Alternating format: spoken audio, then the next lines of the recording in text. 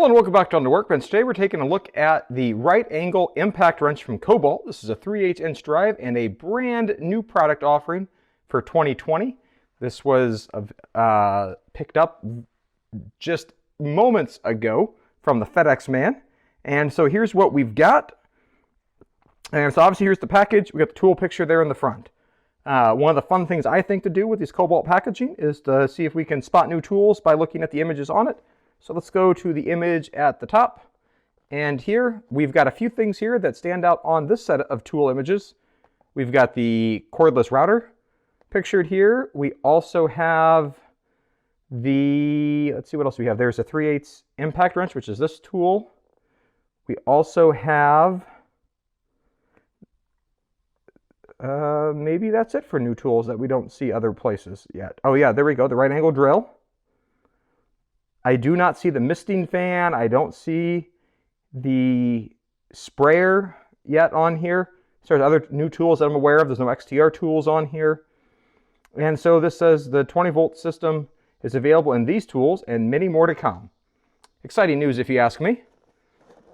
And so if we look at this packet, so if we look at the box here, we've got the specs here that this is a 3/8 inch drive as the key spec. Let's turn this around to the other side. Other specs on this side here, we've got the brushless motor, the LED light, and this is rated for 0 to 2,000 RPMs and 180 foot-pounds for the max torque and a max impact rate of 3,400 impacts per minute with a 3/8 inch anvil.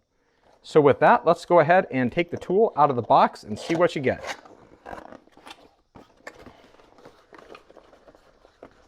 So in the box, we have the instruction manual. Set that aside, and then we have the tool. Take it out of the wrapping, and I see, much like the ratchet, this has a separately wrapped head.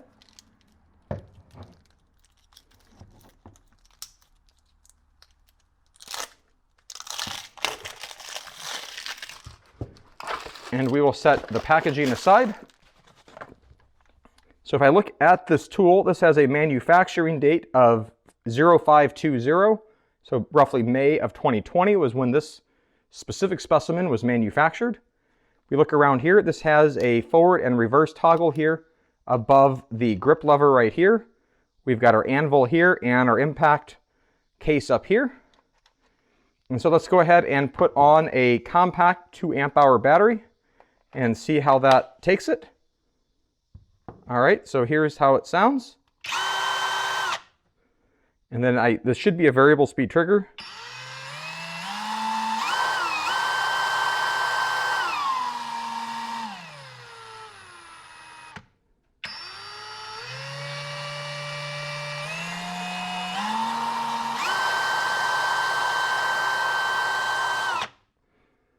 And that actually stopped very abruptly, at least by my ear. It sounded like there was definitely 5 distinct speeds in there among the variable speeds. I'd be curious to take this apart, which I don't think I'm going to do in this video, to see if it is truly infinite or there's just multi-available speeds from the switch as you depress it. And there's the LED light that's here towards the middle of the tool that's pointing back towards the anvil. And so you can see with the 2 amp hour battery, it lays almost perfectly flat. The anvil here is just a little bit proud of the rear of the tool. Now let's check to make sure this works with the ultimate output battery. I don't know why this wouldn't work as a brand new tool, but we're going to check anyway.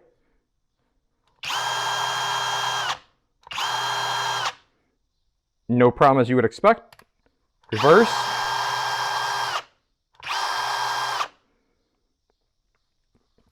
So we've got all that right here.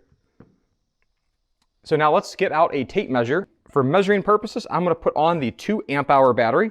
In my opinion, if you're going to be using a right angle impact wrench, it's because you've got a precarious space that you're working in, and size matters to you. So now for the measuring, so if we go from the top of the head all the way to the back of the battery, comes in at right about 18 inches, the 2 amp hour battery. If we look at the head, without a socket on it, to the bottom of the housing, we're looking at about 2 3/8 inches. plus the anvil and your socket here. So we've got to the top of the anvil, we're looking at about 2.5, plus your socket that's going to go on top of this anvil. So this has a hog ring on it. There is no pin detent here. So obviously one of the things in terms of over time, this hog ring here is generally a wear item. And so that will obviously exhibit some wear. And the impact head here is held together by Torx screws. So there's 5 Torx screws on the top, and there are 2 Torx screws on the bottom, plus the 4 that hold this onto the body. Now let's weigh the tool. There we go. We are at 0 grams. Let's change that to pounds.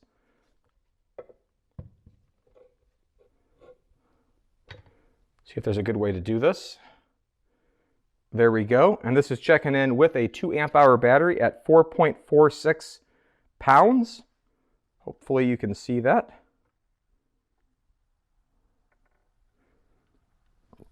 So at 4.46 pounds, that's not too bad.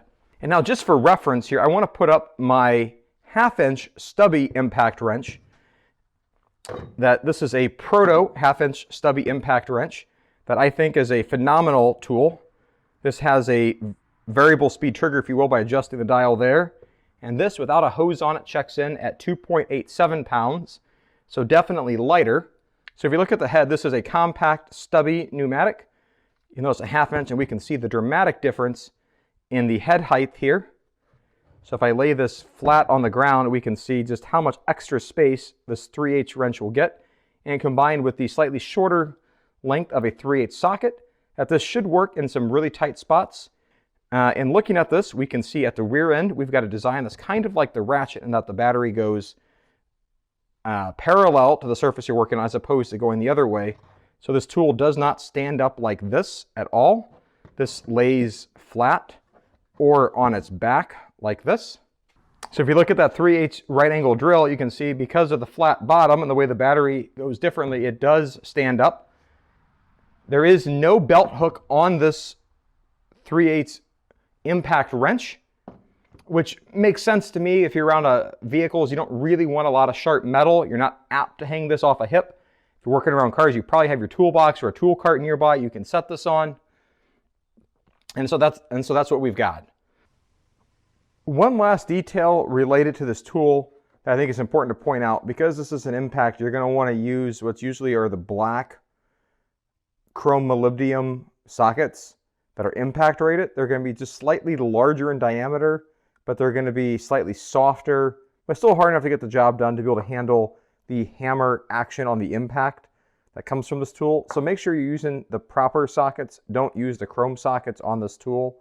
However tempting that may be for you, go ahead and spend a couple extra bucks. If you don't already have a set of impact sockets, buy them.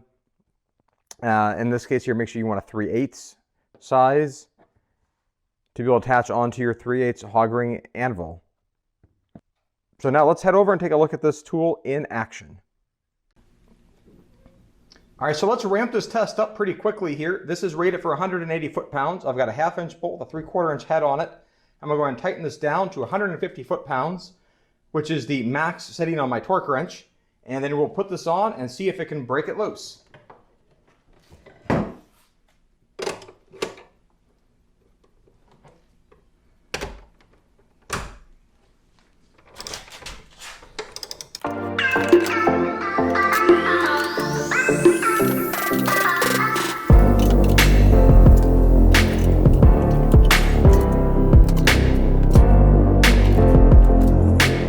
So let's bring out the impact wrench and put this in reverse and see if we can back this bolt out.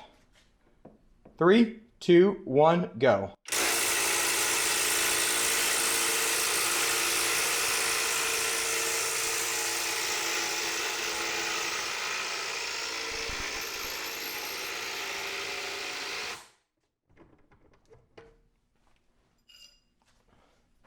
Let me go ahead and put my wrench back under here just to make sure.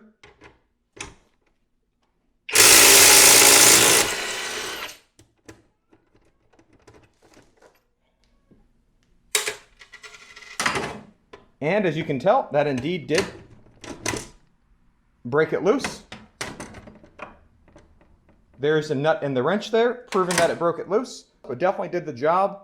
And when you consider what the ASTM spec is for what a 3-inch size socket is designed to do, I think that's certainly very acceptable. And as we saw there, I think there's definitely room that could go up definitely even higher above that. So the 180 foot-pound that it is suggesting, I think is very reasonable on this tool and has a nice compact size.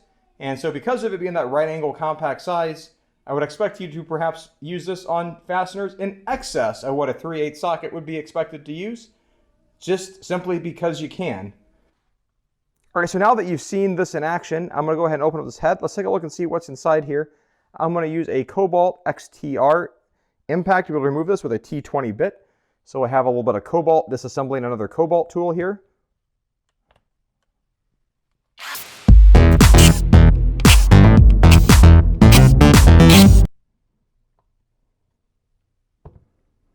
All right, and as you can see that coming apart there. However, it does not appear that this top will, let's see if we can get this off here. Uh-oh, yeah, it looks like we might have actually broke that screw there. Yep. So now as we take off the head, you can see that we've got some red grease in the top there. And so there's our bearing. We got a couple bearings here on the drive. So hoping we'll be able to see the hammer a little bit better. I intend to actually use and keep this tool, so I don't want to completely destroy this tool in the process of trying to see what's inside. And so it does come well packed with grease. There's a couple gears there. So the hammer mechanism, because there's a small gear here, a large gear here, so that's getting our extra torque. And so as I look at this, it's with the small gear here on the back and the large gear here, that's going to be driving the hammers, and then the hammers are going to lie right in here. That then is going to cause the anvil to advance. Let's see if there's any way that this will come. There we go. We can get this out. And then we can see down there with the anvil, we've got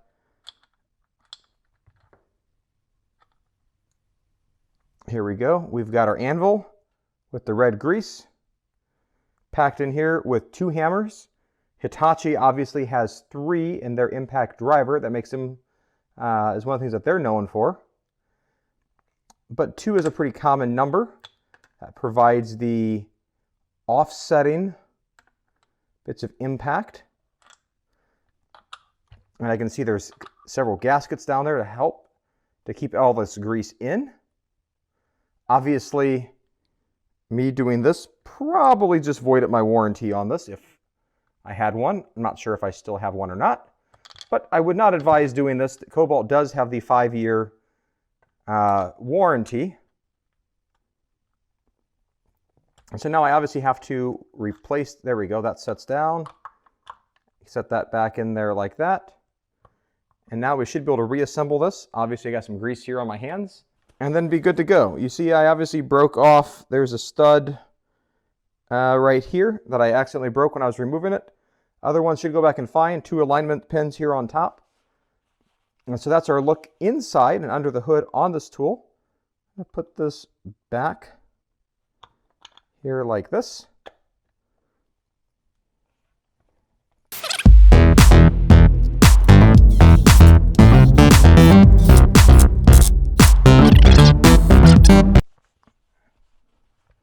I'll wipe down some of the grease that got out on the outside of this. Obviously over time that would actually be a service point that you may want to consider adding grease back to it if this tool begins to wear down. I'm happy to see that there is that bit for making it somewhat user serviceable. A couple more screws at the bottom that you could remove to more fully disassemble this here. And now just to make sure everything still works, let's put the battery back on.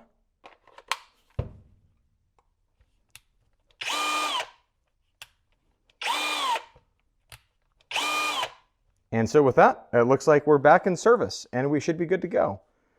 And so with that, that is your look at the Kobalt 24-volt brushless right angle impact wrench. If you found this video useful and interesting, give it a thumbs up. Click the subscribe button if you haven't already done so. Check back here frequently for new videos every week. Thanks for watching and have a great day. Bye.